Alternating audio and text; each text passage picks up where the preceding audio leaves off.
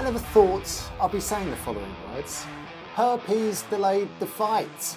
But folks, this week the Bear Jew is back.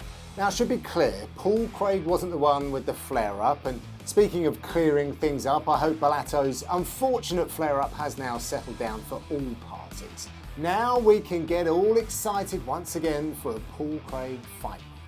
I think I should give a little context then. So about a month ago in Las Vegas, I was going full chat on the main card Fight Night broadcast when about 30 minutes before the co-main event, I was told a medical issue had postponed the scheduled bout between Scotland's Paul Craig and Brazil's Rodolfo Bellato.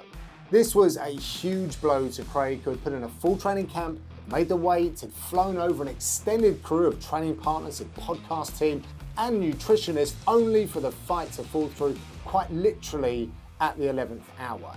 He will, however, get to do the dance again this weekend in Atlanta, which is a slightly closer to home venue than the 8 hours time shift to the fight capital. This one will be Paul Craig's 20th UFC fight, which is an incredible milestone, and he told us in Vegas that he'd love to mark it with a knockout win. Now, this milestone also marks Craig's return to light heavyweight, where he did so much damage, dramatically finishing the current champ Magomed Ankalaev and earning that gnarly stoppage over former champ Jamal Hill.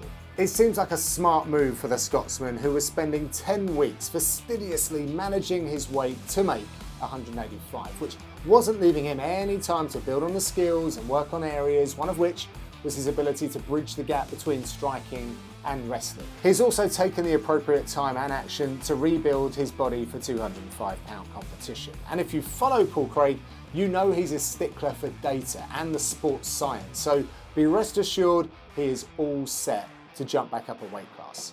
Since we saw him last, he's been taking tips from the guys at Shaw Martial Arts, and he was excited to tell us all about the time he spent with one of his heroes, Damian Maia.